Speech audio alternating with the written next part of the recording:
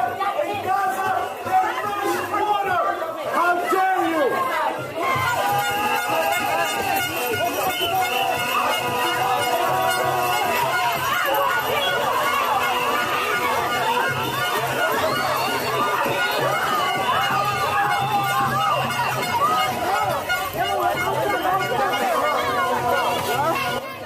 Yes, gang, this is the side of the Cackles Kamala campaign the lying legacy media refuses to show you.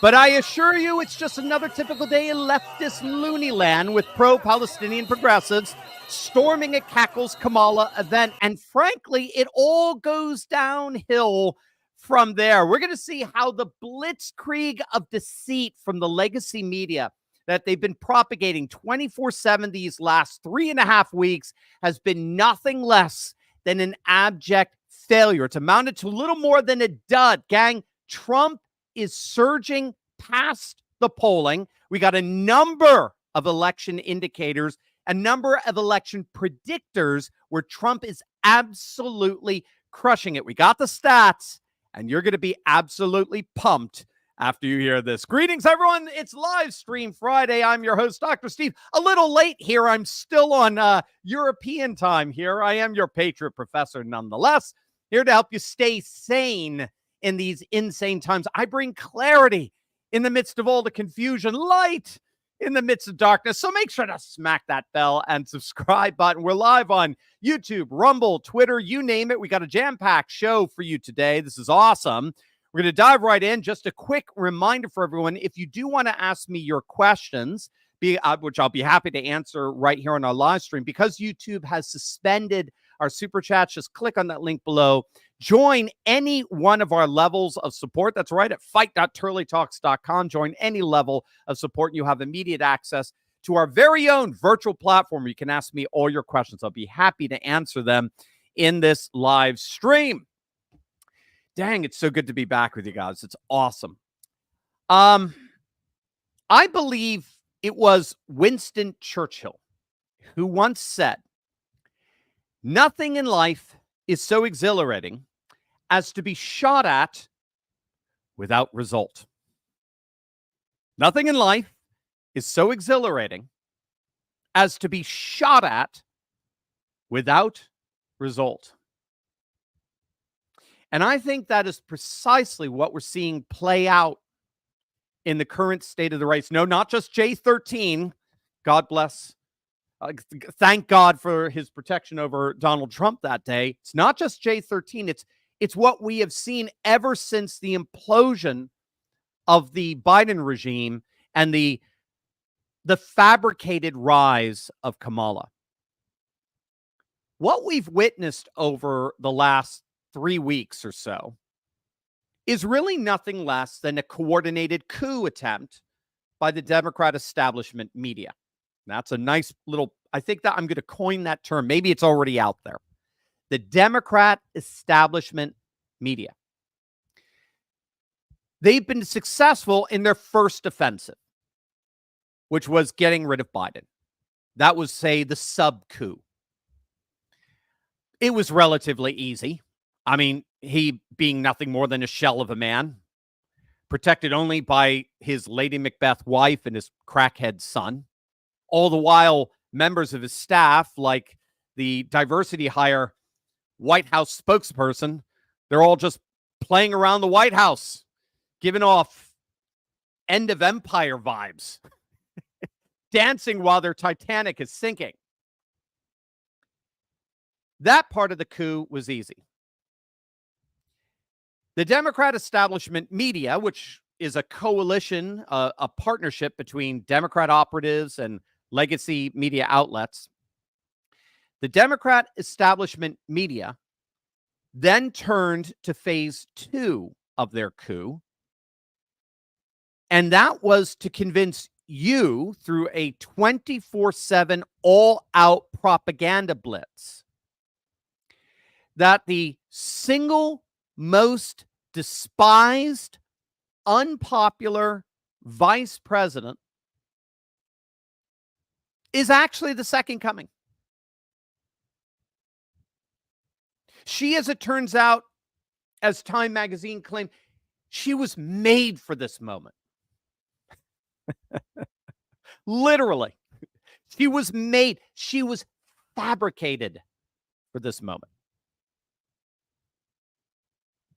And so for the last 3 weeks, we've seen nothing less than a total blitzkrieg offensive by the Democrat establishment media, literally fawning over a woman who they secretly, behind the scenes, privately, I should say, behind the scenes, they despise. They can't stand Kamala Harris, but they'll do it to stay in power. They are literally fake fawning over a woman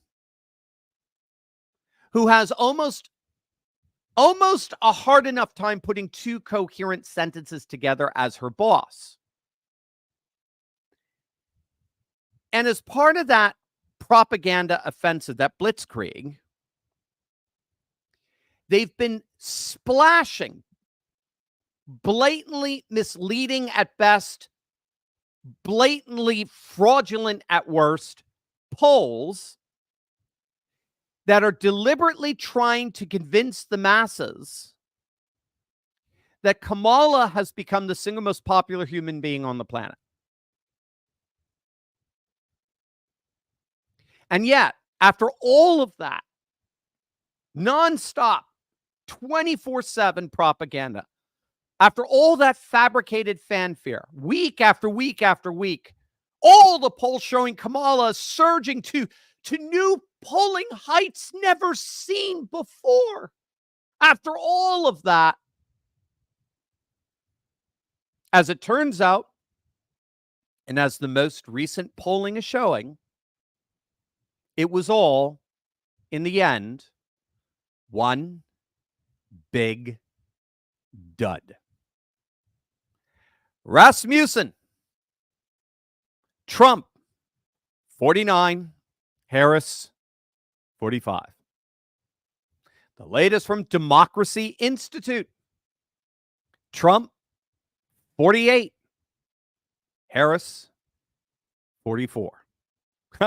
This is my favorite. RMG polling with leaners. RMG polling with leaners. It's Trump. Leaners are those who say, oh, I haven't decided. And you say, look, if you had to make a choice now, who would you make? Who would you choose? All right, so that's leaners. It's Trump 49, Harris 47. And that's huge because RMG, Rich Barris just tweeted this out today. RMG, just days ago, was cited repeatedly by Democrats and the media to justify that there was a Harris surge happening. I kid you not. This same polling outlet that just dropped this poll was the one that the Harris campaign was using to tell everyone that she was surging past Trump into the lead. Now, they've got Trump in the lead. And then, of course, Fox. Fox's polling, which notoriously leans left, nevertheless, now has Trump in the lead 50-49. But we can actually look at some of the internals of the Fox poll to find out that something's not quite right there. Because take a look at Trump's numbers with independents, according to Fox. Look at that. He leads independents. He leads cackles with independents by 8. How does Trump lead among virtually all Democrats and then independents by 8, but he's only up by 1?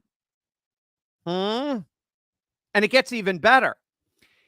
According to Fox, he's posting 26% support among black voters. It's the highest he's ever had. 26%. Nearly 1 in 3 blacks are supporting Trump, according to Fox. It's unprecedented for any Republican candidate in the modern political era. And he's getting the majority Latino vote. 52%. And yet, after they go through their weighting shenanigans, the Fox poll is only giving Trump a 1-point national lead.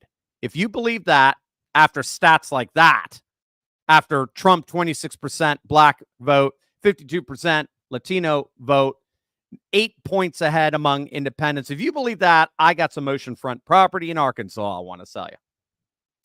But it matters a little because according to Fox, this time in 2020, Biden was up 8 over Trump. Say that again.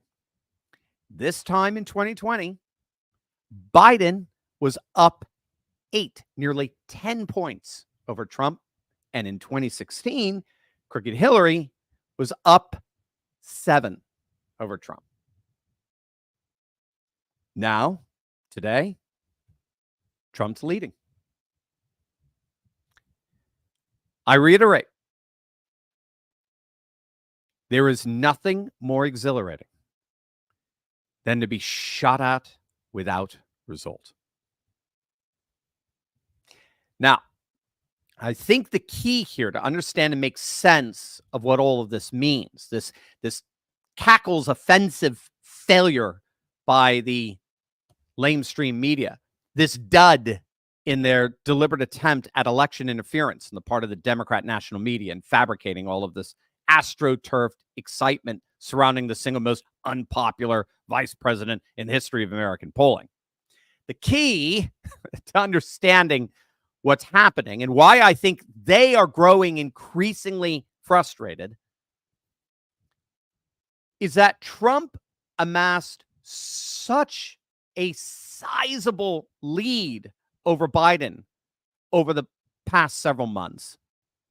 A lead that surged even more with the fallout from the debate disaster, really what was one of the worst political disasters in modern politics. I mean, think about it. Biden's 50-year political career literally imploded right before our very eyes that night. We predicted that, by the way. Don't forget, this channel predicted that. We predicted that implosion. I've always said Biden's Achilles heel is his senility. Everything else can be reversed. His policies at the border could be reversed. The economy could be reversed, or disastrous foreign policy could be reversed. Violent crime epidemic could be reversed. Everything could be reversed except Biden's senility. That was the one thing that could not change. It could not possibly be reversed, and that's why it was his Achilles heel. And it was that which would ultimately lead to his inevitable demise. And by the way, the Achilles heel explains precisely why Kamala is doing everything she can to do what? What is Kamala doing right now? All of that, what I just said, explains precisely Kamala's playbook in terms of her new policies. What is she saying she's going to do? She's going to what? She's going to reverse the Biden administration's policies. Or at least she's trying to convince you that she's going to do that.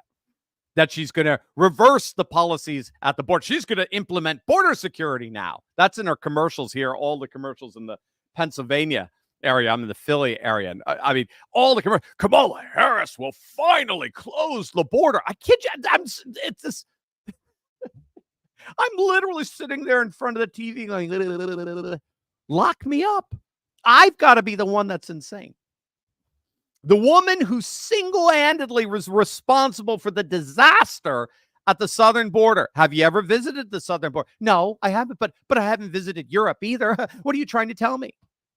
That woman is now trying to position herself as a border security hawk. Everything else can be reversed, right? But all that's doing, ironically, sorry, I'm a little bit on a tangent here, but I think this is important. All that Kamala's copycatting is actually doing, ironically, is further vindicating Trump. It's validating Trump. Because why go with the imitation? Why not just go with the real thing? Why go with something that's artificial? Remember Rush Limbaugh? The great Rush Limbaugh always used to say that about these measly Republicans who wanted to parrot Democrat policies. Remember that? Right? These pathetic, wishy-washy, middle of the road, milquetoast Republicans always wanted to sound Democrat light. Democrat light. And Rush would tell them that's a losing strategy because all that does is validate the very party you're trying to invalidate. All that does is vindicate the party you're trying to defeat. Why go with an imitation when you can go with the real thing? So if you think you need to secure the border, why not bring back the guy who was building the wall? Or if you want economic prosperity, why not bring back the guy that gave us the single biggest economic boom we had ever seen, lowering manufacturing and employment to its lowest levels in history, which is pretty good for Wisconsin and Michigan and Pennsylvania. You want to fight violent crime? Why not go with the law and order candidate? Why go with the candidate that was raising money to bail out Antifa folk from prison? I mean, in the end, by stealing his platform, all Cackles does is she only further bolsters and validates his platform. But the key here is that Trump amassed a big enough lead over Biden that he's effectively absorbing this onslaught of propaganda that's deliberately tried to deceive you into believing that 10 to 15% of the voting population that was going with Trump until Biden dropped out has now suddenly swung over and is going with Kamala. And more people are seeing that that's all a lie. That was just concocted by response bias polls that no honest pollster would ever release and no honest news outlet would ever report. But what we're finding is that Trump's lead that he's amassed over the course of the last year does indeed appear to be, frankly, rock solid. And I'm going to show you exactly how, from a number of different angles, a number of different election indicators and predictors. And you're going to want to write this all down because I think this is going to keep you sane through all this polling madness. You're going to love it. But first, if you are just joining us, remember, if you want to ask me your questions, please just click on that link below. YouTube has unfortunately suspended our super chats. Just click on that link below. Join any one of our levels of support, and you have access to our very own virtual platform where you can ask me all your questions. I'll be happy to answer them on this live stream. Also, I know a lot of you are prepped with food and water, if things were to collapse, but are you equally prepped for handling medical emergencies, right, gang? This is huge. Now you can be, thanks to the wellness company. Gang, they are absolutely amazing. They've given me and my family the peace of mind to handle any medical crisis, from tick bites, the next pandemic. The wellness company's medical emergency kit is a true lifeline. It's chock full of essential meds like ivermectin, antibiotics, antivirals, and more. And, this kit gives you real peace of mind for this area of preparedness. I was always prepped with food. I was always prepped with water, but I didn't have meds. And that's probably the first thing that's going to go if the proverbial dung hits the fan. And the wellness company, gang, they're a team of renowned medical professionals. Dr. Peter McCullough, Dr. James Thorpe, Dr. Harvey Risch, Dr. Drew Pinsky, and even more truth-seeking doctors. This medical emergency kit they've designed, it sets the gold standard for safety and prevention. Don't wait until the next crisis is here. Get peace of mind now by visiting twc.health/Turley. That's twc.health/Turley. And use code Turley for an exclusive $45 off and free shipping. You heard that right.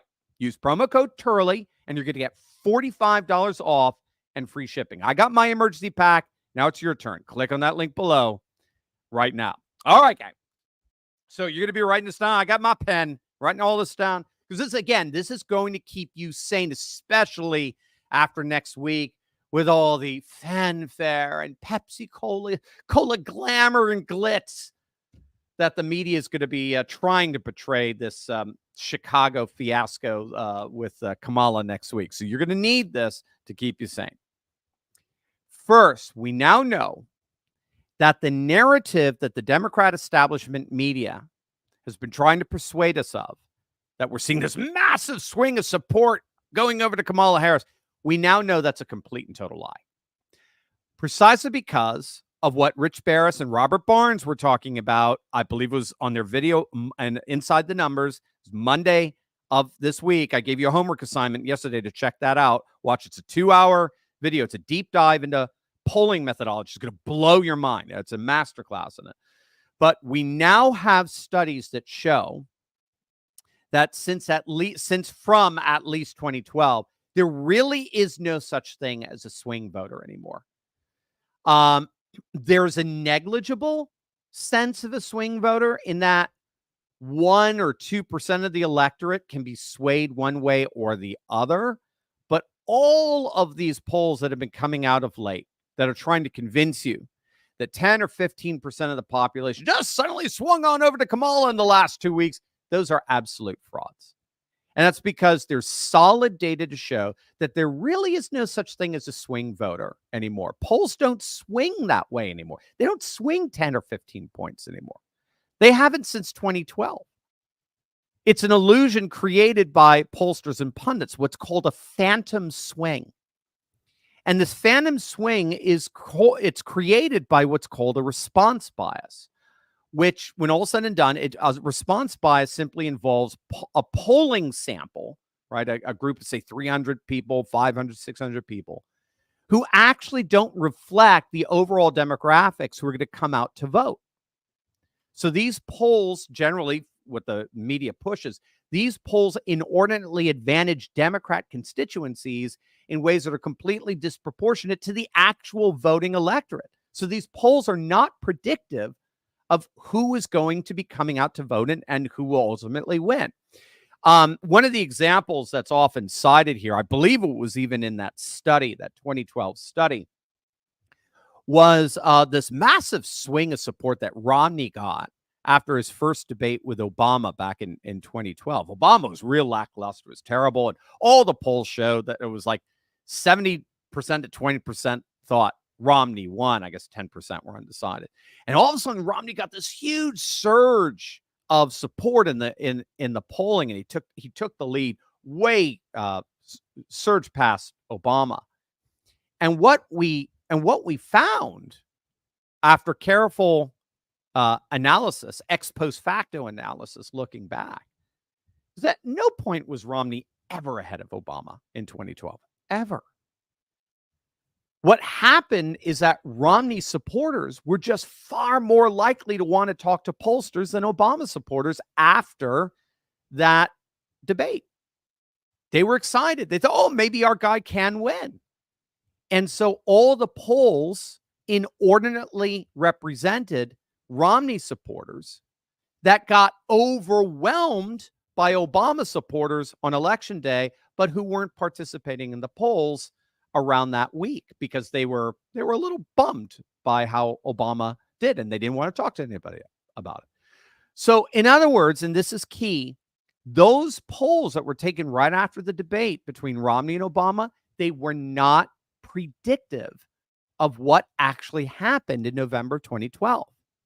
Now, that doesn't mean that polls themselves are not predictive, but those polls in particular were not predictive precisely because of this response bias inherent in their samples. And right now, with Kamala Harris, the legacy media, and they all know they're doing this. They all know that's gang, this is absolutely essential to get. You know the old saying, you don't hate the legacy media enough. And that could not possibly be more true here. They know what they are doing. They are so corrupt to the core. These polls that the legacy media have been dancing over the last 3 weeks with Kamala leading Trump are all the result of response bias. They all have inordinate Democrat constituencies contaminating their samples and are thus giving inaccurate results. But of course, the media refused to tell you that. Why? Why? So that they can convince you that there is a swing vote that doesn't exist. That's why you come to this channel, gang. And to Inside the Number, or Rich Barris, People's Pundit, a number of other Red Eagles Politics, a number of awesome polling analysts. That's what you bypass the legacy media. You bypass them the way email bypasses the post office. They're dinosaurs. This is what's happened. This is real information. There is no swing voter out there. Those swings in those polls are response biases. They're not what's actually happening among the electorate. Brought to you from the legacy media, right? That's always all about facts. We're about facts. Most trusted name in news. Yeah, right. Most deceptive, propagandistic misinformation. What is clear after the fallout from this 3-week propaganda blitzkrieg by the corrupt establishment, lamestream media, what is clear, absolutely clear, is that Trump's lead that he amassed in the polls over the last year, really, has indeed been able to absorb this offensive. He's been able to weather it, this coordinated Democrat media assault. And his polling lead, we now know, has remained virtually unshaken. When you clear away all the debris from these fabricated response bias polls, we see that Trump is stronger than ever. You've got to get that. Don't listen to the little snippets. He's panicking. He's spiraling out of control. Oh, he's gonna fire somebody because his campaign's falling good. It's all noise. Don't listen to it. Stick with the objective facts. Stick with the objective numbers. And that's what I want to do for you. I want to show you some predictive indicators that actually bypass all of this polling propaganda to show you just how strong of a position Trump is in right now, even in the midst of all of this polling insanity, right? That's what I do. I help you stay sane in these insane times. I am very appreciative of the polling analysis I came across from a channel called Gold Crown Politics. Big shout out to them. It looks like they're a relatively new channel. And the fellow there, Gold Crown Politics, was making some very interesting observations on what he calls predictive indicators that bypass the polling confusion. We can actually throw away the polls right now. That's as part of another exercise here. We can actually throw away the polls. Forget all the response biases. Pretend they don't even exist. We can bypass all the polling obfuscation, confusion that the media is blitzkrieging us with, and find tremendous clarity in terms of where we are in this race. And we do it by finding election predictors. So, for example, job approval. Now, again, I know these are polls, but they're going outside the head-to-head polls and all that sort of stuff. But job approval. Job approval is a major predictive indicator that election analysts look at in comparison to the eventual general election results. And they found almost a one-to-one correspondence. So, for example, if you compare Obama's and Bush's approval ratings on the day of their respective elections and then look at what they got in their general elections, very interesting. So Obama had a 50.1% job approval. Bush had a 49.5% job approval. This basically on the day of their respective elections. If you compare their job approvals with the vote totals they got on the day of their election, they're almost identical in terms of just this one-to-one relationship. So, I mean, frankly, it's a bit eerie. So in 2012, Obama's 50.1% job approval rating translated into a 51% of the vote. Do we have that? Do we have that up there, Micah? There you go. So he has a 50.1% job approval rating. Take a look at what he got. He got 51% of the vote. That was so the percentage of the vote came within 1 point of his job approval. Now, it's not just Obama. Back in 2004, Bush had a 49.5% approval rating, and that translated into a 50.7% win in the general election. Again, around a point. So you see, this is why, gang, this is why Democrats were flipping out over Biden. They know this. I mean, real polling analysts know this. They know there is a correlation, very clear 1 point or 2 point correlation between what your approval rating is and what you're going to get as a percentage of the vote. And when they were seeing Biden falling into the low 30s consistently, they were like, we're shot. We'll be lucky if the guy gets 40% of the vote. So they knew it just based on these prior election patterns. They knew it. Incumbents' job approval is a very accurate indicator within 1 or 2 percentage points of what he's going to get in the general election. Now, for Trump, what's so interesting here is that his general election percentage results were actually significantly higher than his average job approval in November of 2020. So that suggests that we had some pretty bad polling that was deliberately trying to make him look less popular than he was, less approved than he was. Well, but I digress. So he was polling at about 44% in November of 2020. But he got nearly 47% of the vote. So that's a 3-point jump from his approval rating, which is very interesting. That's like a 3x difference when we compare it to Obama and Bush. So, and we're going to find it's not just, we're going to find that discrepancy isn't just with his job approval, it's also with his favorability. This is very interesting. In other words, it seems that the pollsters out there are a little bought and paid for, and they deliberately try to keep his numbers down. But those who come up to vote for him don't buy it. And so he's getting an inordinate amount more voting for him in terms of the total percentage of the vote he gets from his approval rating. So once again, the key is if it went the other way around, if he was getting less than his approval rating, we should be worried.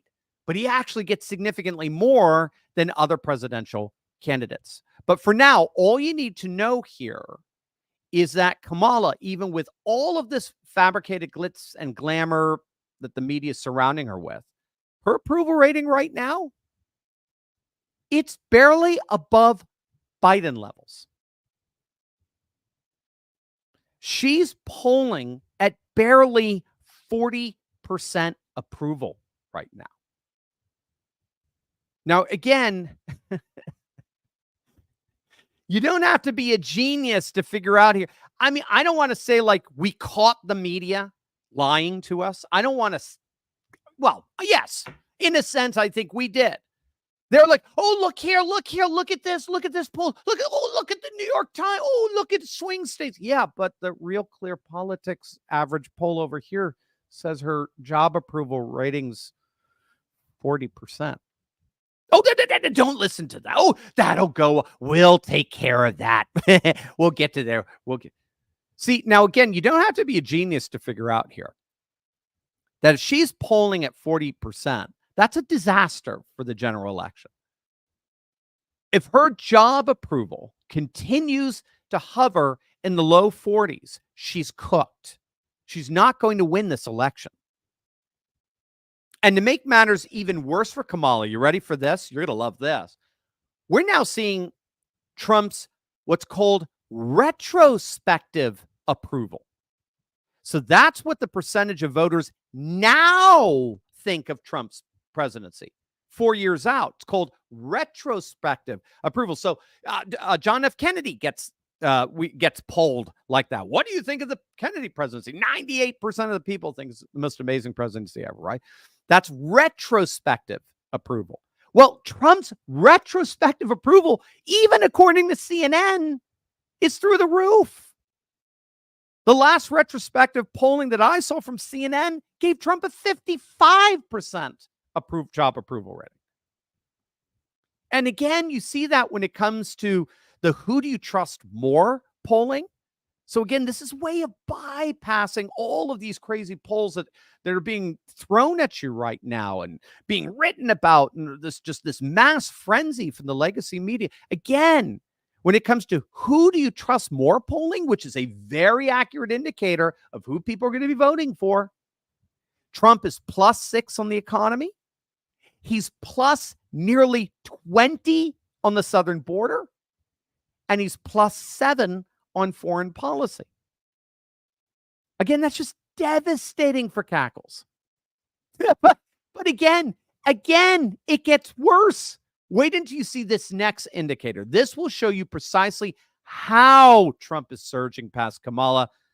Gang, it's gonna make your weekend. But first, if you're just joining us, remember, if you want to ask me your questions, because YouTube has suspended our super chats, unfortunately, just click on that link below. Join any one of our levels of support. You have access to our very own virtual platform where you can ask me all your questions. I'll be happy to answer them on this live stream. That's fight.turleytalks.com. It's fight.turley. There we are, fight.turleytalks.com. You can also download a free app while you're at it, but just sign up for any level support and you can ask me your questions. We'll be happy to answer them here on this live stream. Also, gang, if you have not already done so, I'm going to nag you.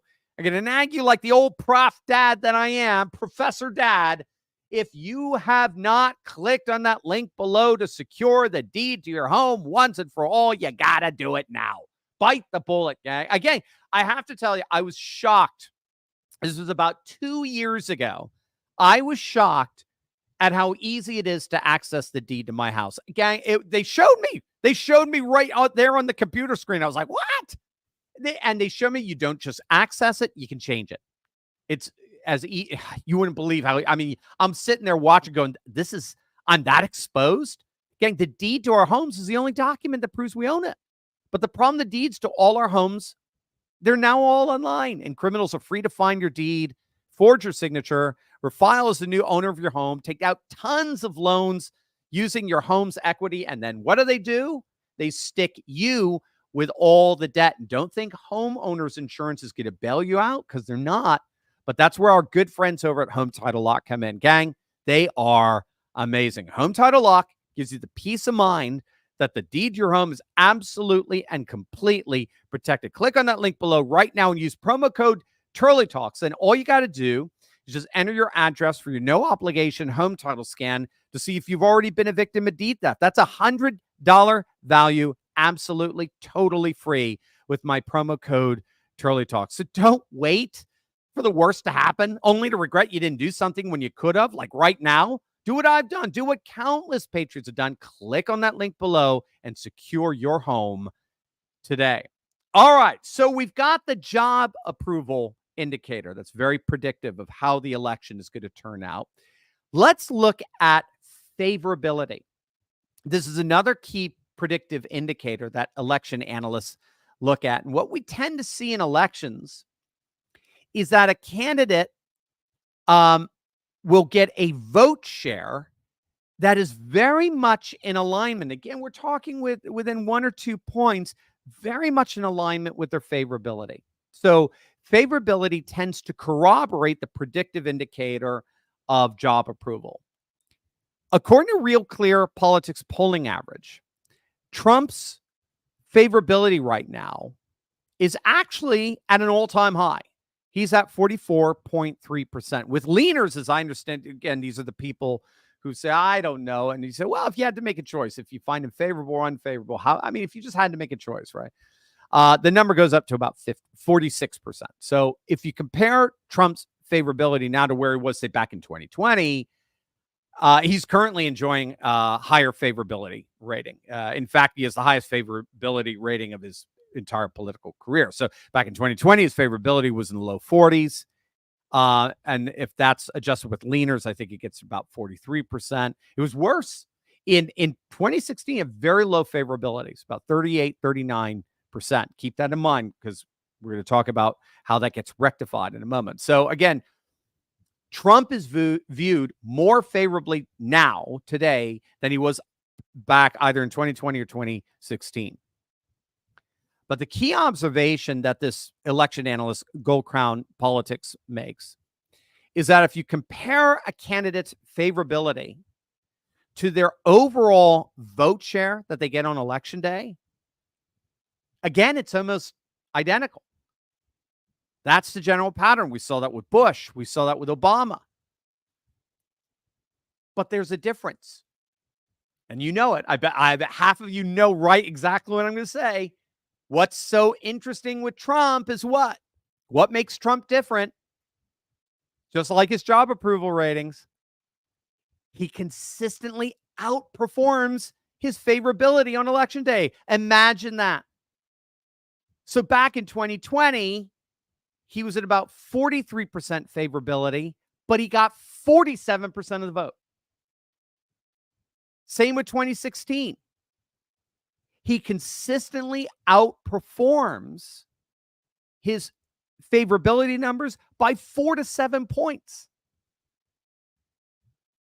And this is largely because Trump is a voter turnout machine. So that might even be the reason for the favorability discrepancy between his favorability numbers and the higher numbers he gets the job approval and the higher number he gets on election day.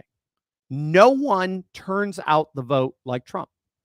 Trump supporters will literally crawl through glass to vote for him and vote for him alone, right? It's a Trump or bust vote. That's what Rich Barris calls it. They would vote for no one else. It's Trump or bust. So that's why Harry Enton, CNN, the polling analyst of CNN, he was making this point just a few days ago. Trump's national average. With Trump's national, you have to add another 4 or 5 percentage points to that on election day. That's what you're going to see on election day. We saw it in 2016. We saw it in 2020. He outperforms his polls by 4 to 5 points. And we have every indicator, given that he's more popular, more favorable than ever before, that overperformance is going to be like nothing we've ever seen. The other major indicator that Rich Barris and Robert Barnes in particular were talking about earlier this week with their amazing deep dive into the polls on Monday is voter registration patterns.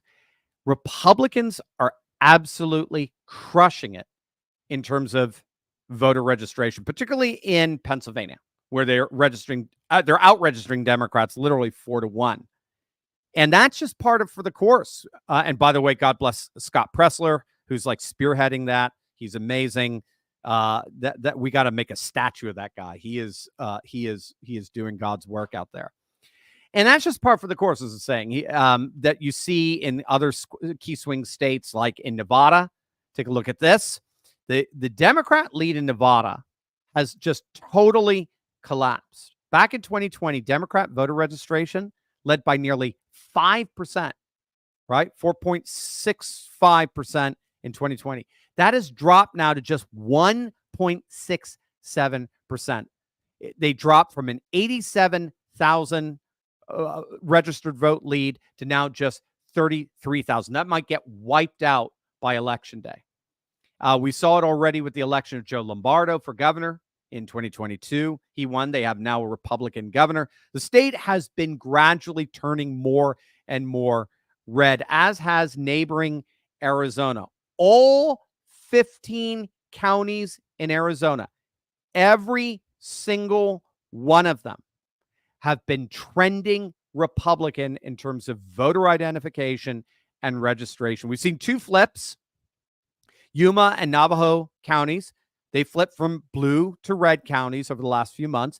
Maricopa County, by far the largest county in Arizona, they are now +6 Republican, up from +3.9 Republican back in 2020. And that's key because, again, he wins Maricopa, wins Arizona. And the must-win county for this key swing state is now +6 Republican. And Arizona as a whole has doubled their Republican advantage. They moved from a +2.7 Republican advantage now to a +5.8, a near +6 Republican advantage for the state.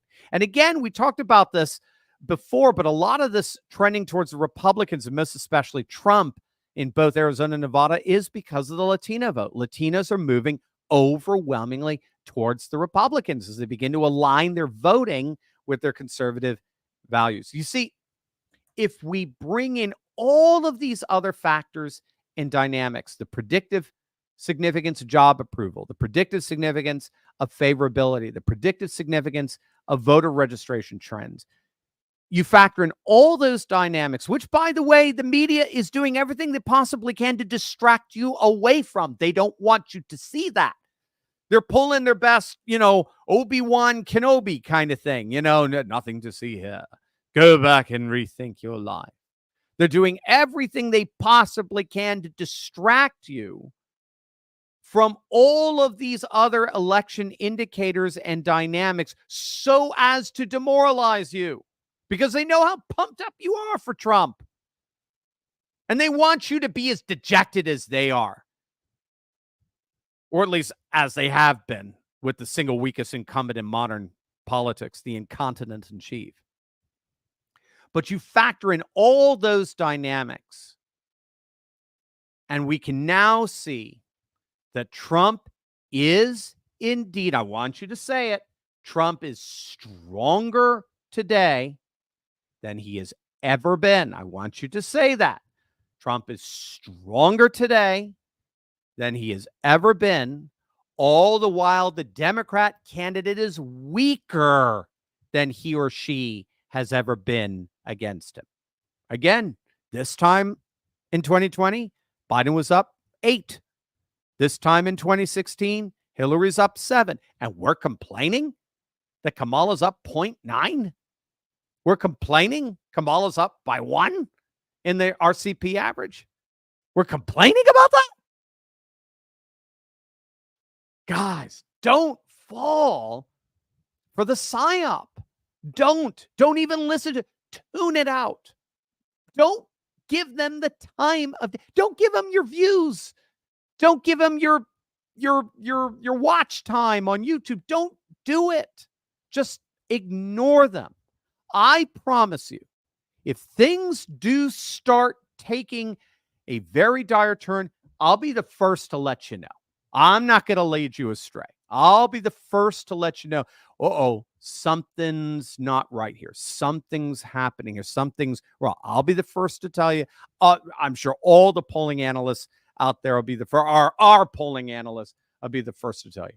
Right now, as we speak, going into this Democrat National Convention, say it with me, Trump is stronger than he has ever been, and the Democrats are weaker against him than they've ever been.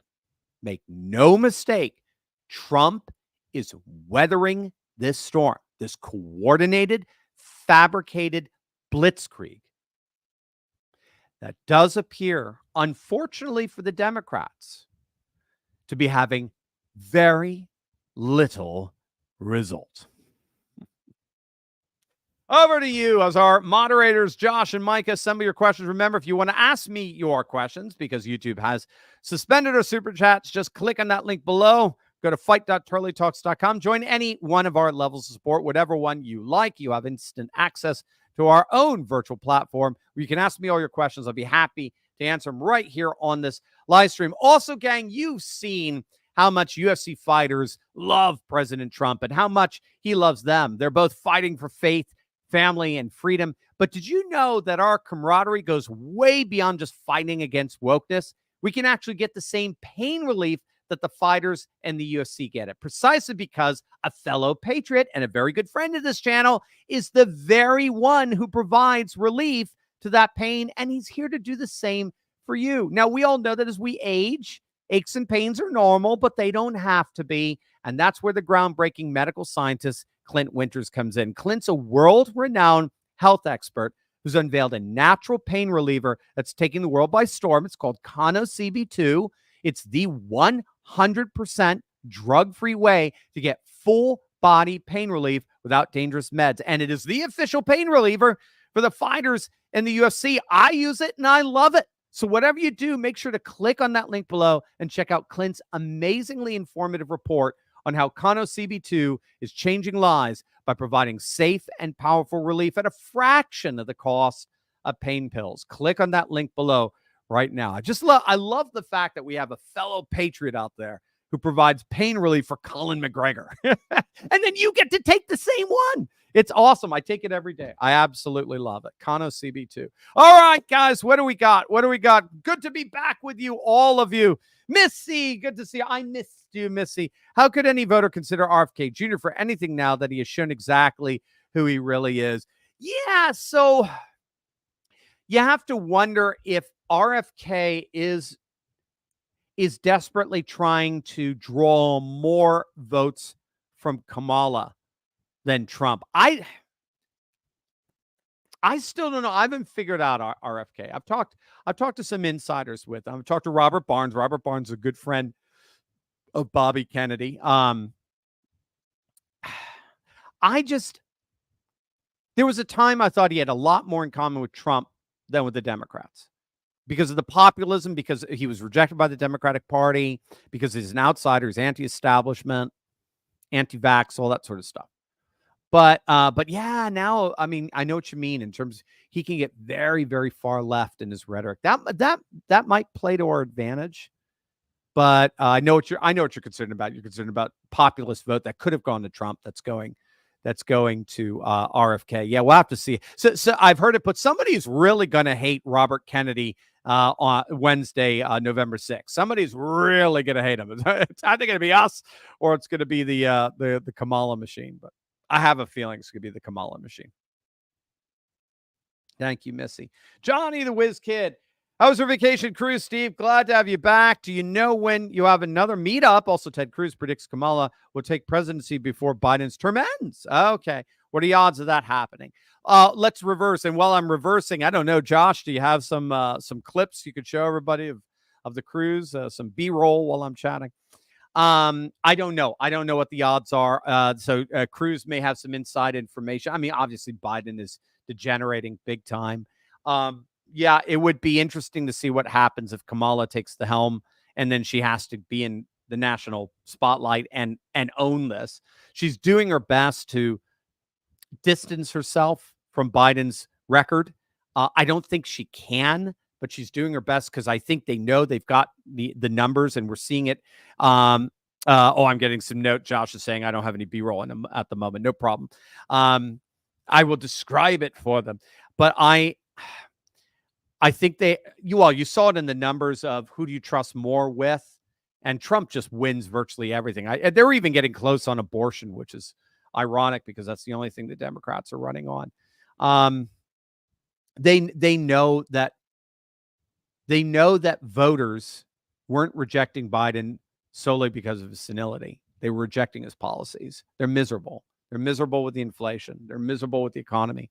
They're miserable with the recession coming in. And then if you combine it, recession and inflation, you get stagflation. They're miserable with the border. They're miserable with the rise in violent crime. They're just miserable with the malaise over our country. And so it's the policies that are killing them.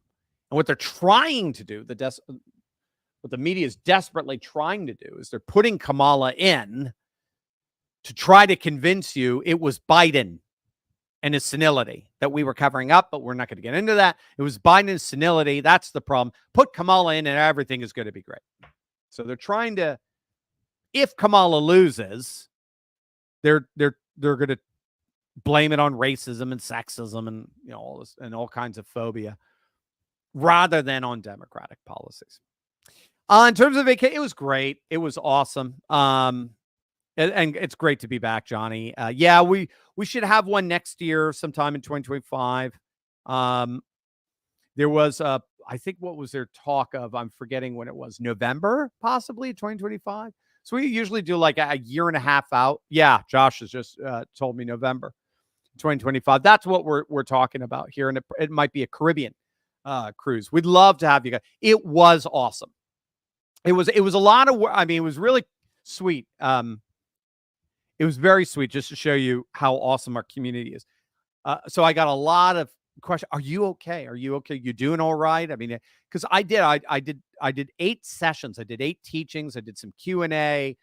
I did a bunch of videos, as you know, are on site because I wanted to be where the nationalist populist action is happening in Valencia and Barcelona, Catalonia. in general. In Corsica is a huge thing going on there, and in Monaco, Monte Carlo, one of the most conservative countries. Is technically a country in the whole of Europe. There's no left-wing parties in Monaco, for example. Just so, I mean, there is, but they don't come to power. It's either center right, or far right, as we call them.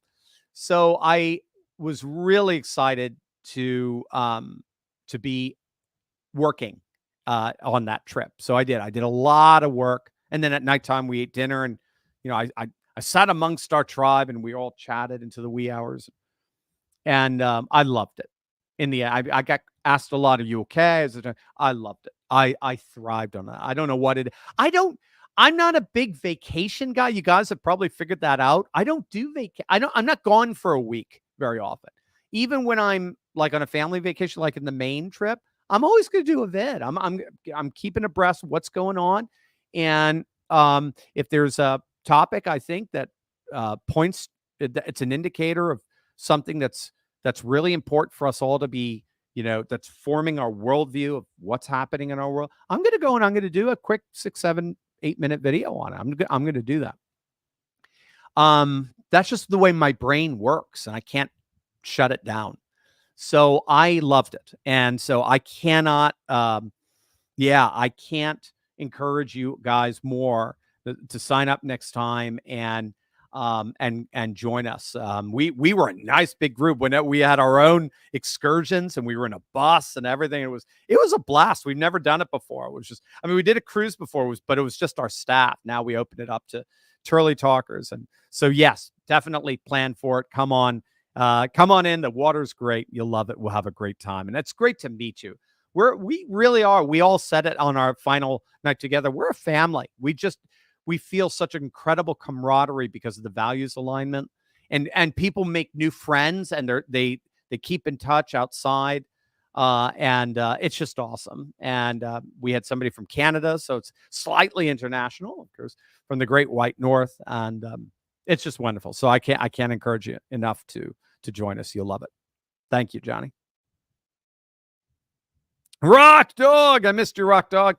Dr. Steve, the biggest scandal Trump should be bringing up the fact that Pedo Joe dropped out of the campaign for re-election because of dementia, but has not been removed. That's true, but has not been removed by the 25th Amendment. Who's running the country? That's a point that I think Republicans and Trump should be making to the people every single day. Drain the sewer. I'm with you. I think when you look at the polls, Kamala is more distrusted over how she covered up for Biden than she is at the border. A lot of people don't know what she did at the border. Now, Trump's commercials are going to hammer on it, but that's what I think. Those are the two big things that Trump needs to hammer on in the debates.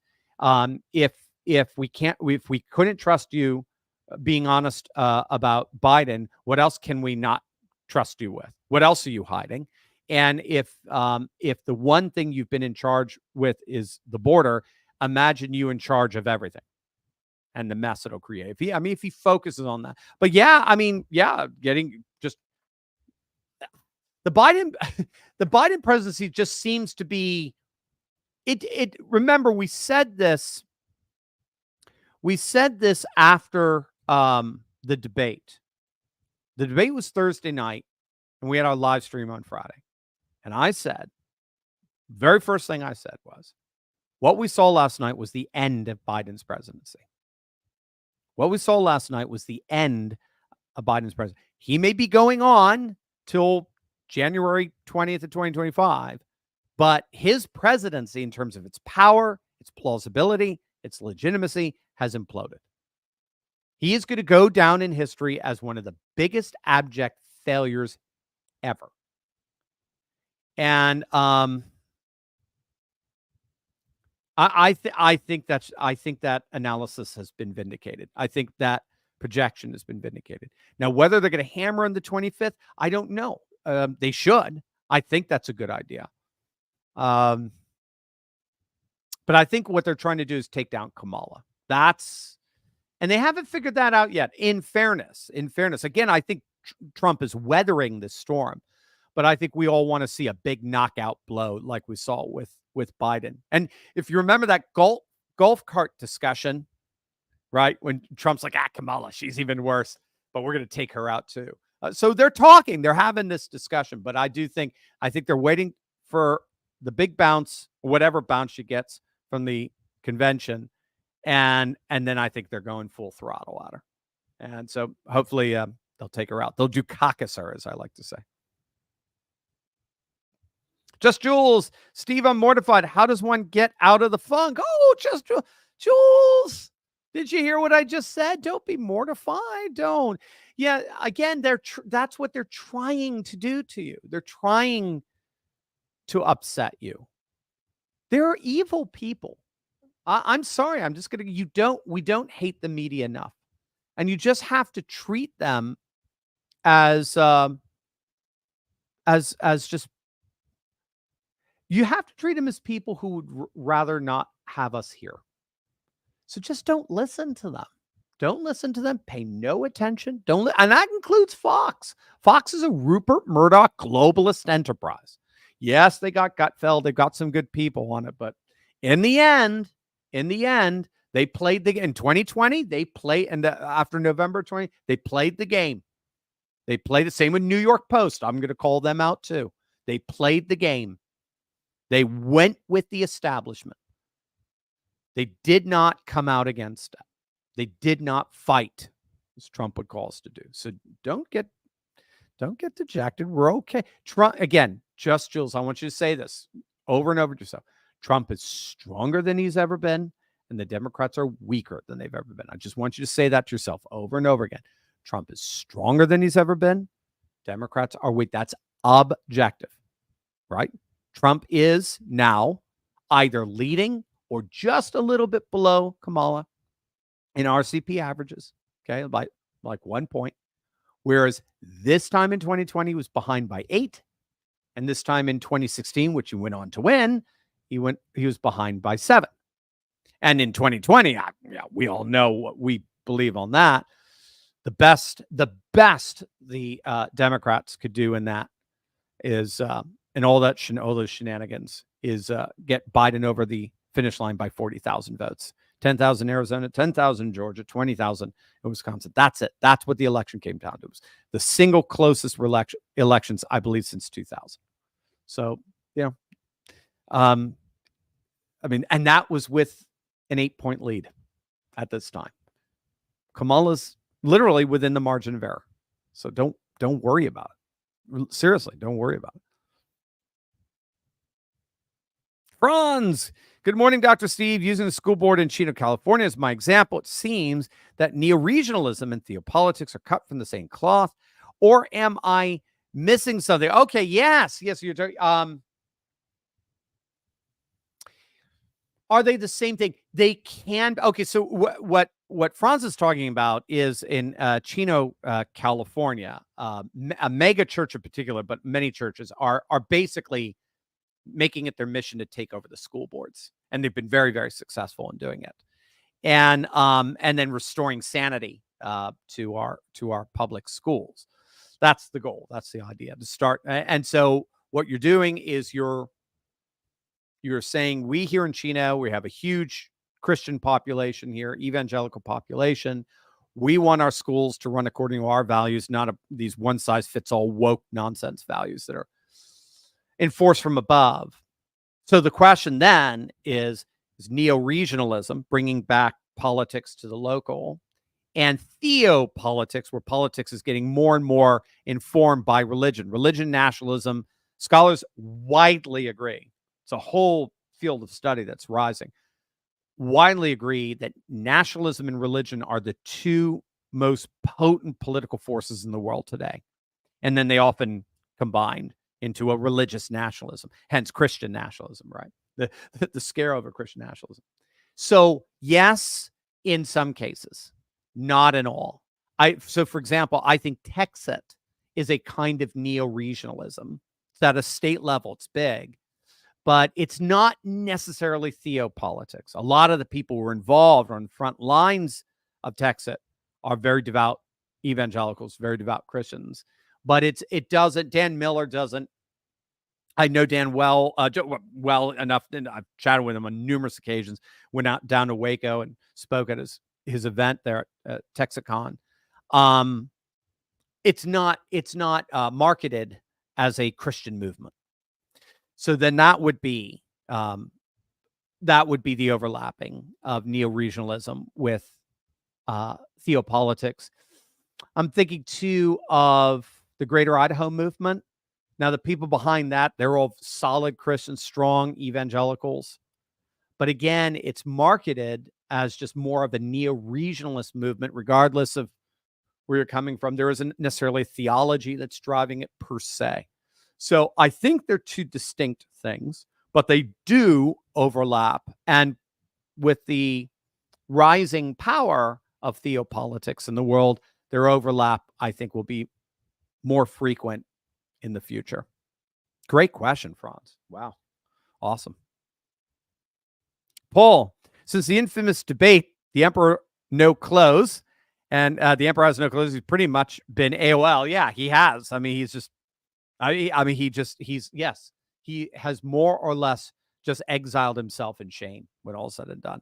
It appears Biden has not in any way meaningful capacity, but in control of the presidency. If he's not running it, who is? That's the $10,000 question. I mean, they've read, the legacy media has actually written articles on thank God for the deep state. They've literally said that. Biden's presidency is a reminder of how important the deep state actually is. I mean, you can't make this stuff up. Right? So in other words, intelligence agencies, unelected bureaucrats, a tyranny, an autocracy. And then they're calling us the autocrats and the threats to democracy. So I don't know who is. I don't know specifically. I have no info on that. But clearly, as you saw him lying on the beach, clearly Biden isn't. He's just a yes man or a no man. If they have to go up the chain of command to get something done, they bring him in. But generally speaking, I have a feeling they do what they did on Twitter when he announced he was bowing out of the race. It wasn't even him. It wasn't even his signature. He probably didn't even know he did it. Everyone just told him, we'll take care of this. Don't worry, we'll take care of it for you.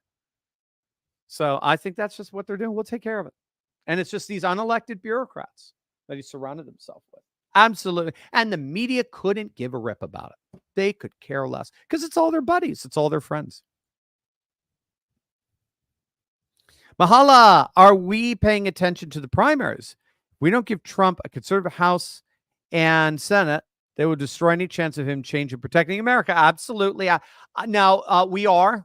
House races are a little harder. So real clear, not real clear. Red Eagle Politics is doing a lot of House race breakdowns. He's very, very good. So make sure you check out his channel. The Senate looks like it's now I know we're not supposed to be complacent. And I don't want to be, but the Senate does look like it's relatively done deal. We're not going to lose any seats.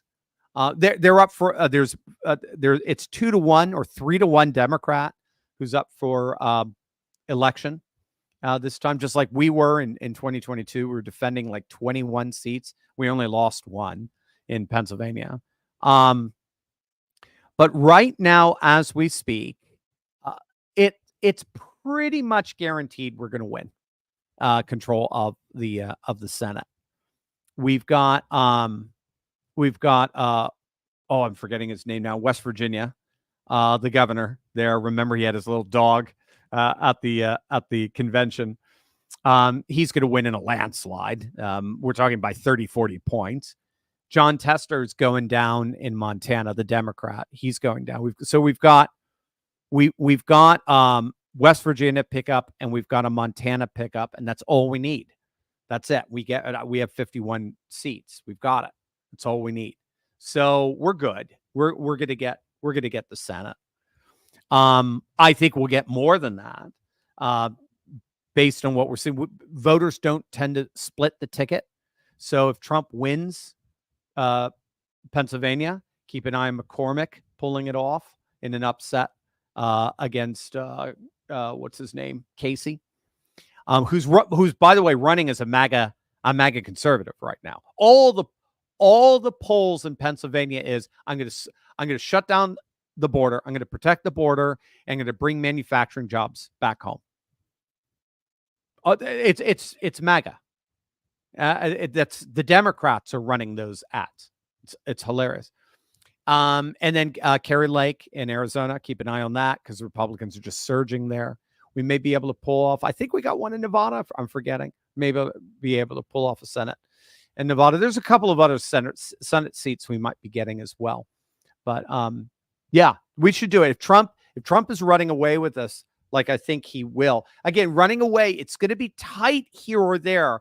But the fundamentals, he's got solid command. Remember, no one got more votes than Trump as an incumbent. No one. He is a voting turnout machine. We get him out. We get those voters out. We almost got the House in 2020. Do you remember that? We almost got control of the House in 2020. It was the most bizarre thing. The Republicans gained in the House, but we lost the White House. How did that happen? So, yes, if Trump is rocking it, we should keep the House and we should gain the Senate. That's the general pattern. We'll see. We'll see what shenanigans they're playing. I mean, we gotta be on our A game all the way. But thank you, Mahalo. You're absolutely right. Thank you. Kevin, Dr. Steve, any idea who might be the actual person people pulling the puppet strings? So that's what, right? We want to know what the heck's going on there. We know it wasn't Joe, and it isn't chlamydia running anything. I know Obama might be local, but who handles him? The actual overloads just need sacrificial lambs and plausible deniability. Thanks. Welcome back. Thanks, Kevin. Yeah, again, like I said earlier, it's anyone's guess. I don't know. And I don't know if anyone really does know. In the end, maybe Ted Cruz would. I mean, I think maybe you've got to be inside government to know. But it's a good question. I think in the end, it's the intelligence agencies, it's the unelected bureaucrats, the deep state, it's the Pentagon. They're all just doing their thing.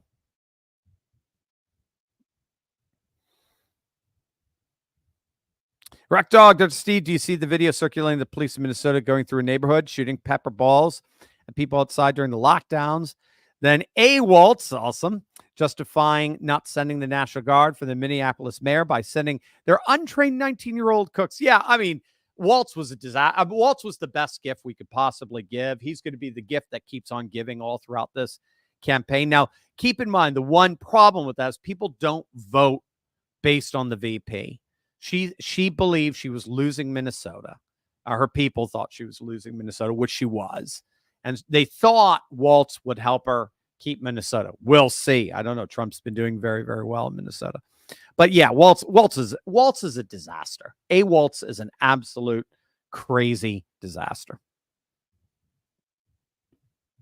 Kevin, how in the world does the most unpopular border czar from popularity below Biden to 40% to popular to 40%? How is she at for job approval?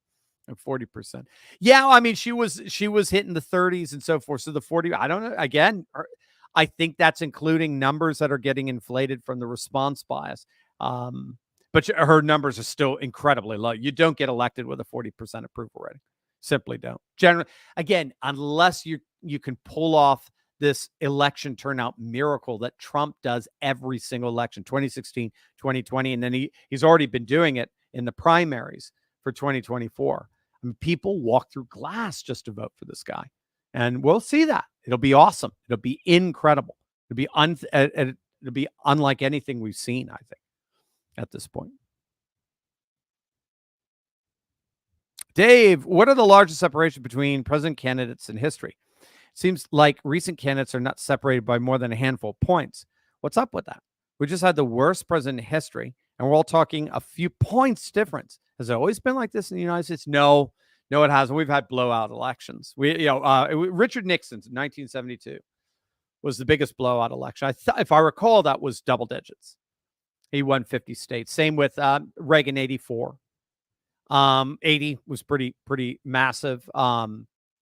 88 was pretty massive.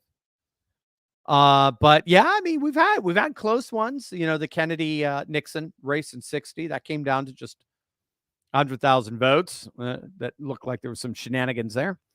But no, we are unfortunately teetering on literal civil war like status. Blue states hate red states. Blue counties hate red counties. And yes, it's vice versa. Although, again, if we have video after video, liberals wearing liberal paraphernalia, I love Kamala, whatever, going to a Trump rally, and people have fun with them. Patriots have fun with them. Patriots invite them in to come on. All right, well, have a hot dog, or just don't cause any trouble, kind of thing. But you wear a MAGA hat to a Kamala rally, they'll freak out. They'll beat you up. I mean, it's just the animosity is an all-time high. I've read articles. We've not had animus like this towards each other since the 1860s. And a very large portion of our country in metropolitan, coastal, elite cities and in blue states have been conditioned over the last 3 decades, probably more, to just hate our country, to hate it at its very core. And they literally are Kevorkians, and they just want to take us out and replace us with a post-American nation. It's a sad fact, but that's what it is. Now, in the end, I don't think they're successful. Even if they were to be successful for a time, America, because it's on the side of the good faith, family, and freedom, America always transfigures. It always resurrects. But that's why, again, we have to be grounded in our faith. We have to be grounded in our God, who is a God of transformation, who could take a Roman cross that was the symbol of death and pain and torture and cruelty and turn it into a symbol of the tree of life and redemption and paradise. That's what he does. And notice he doesn't do it by getting rid of the cross and replacing it with the tree of life. He turns these things into symbols of renewal. He turns the rot into renewal. And like we talked about on the cruise, that was one of our big themes. That was actually the theme of the entire talks. We need to focus on the renewal, not the rot. Because the renewal is always there. Always. I gave them a whole sociological theory from Petram Sorokin, Sorokin, if you want to look it up. Petram Sorokin, the Russian American sociologist, founded the sociology department of Harvard University back in the 1930s. And he has a whole theory of civilization based on actual evidential work. I mean, literally hundreds of civilizations over thousands of years. But he noted particularly Christian civilization always renews itself. It always rises again. So all the rot that we see, and it can be overwhelming, but all that rot we see is ultimately compost. And what does compost do? It provides the occasion for the blossoming of renewal. So that's what you focus on. You focus on the renewal, not the rot. But yes, unfortunately, right now, today, we are an incredibly divided people. There's just no way around it. And we have, to a certain extent, we have conservative Inc., as they're called. We have the establishment conservatives to blame, because they allowed our school system to teach our children to hate our country. They allowed our universities to turn into Marxist playgrounds.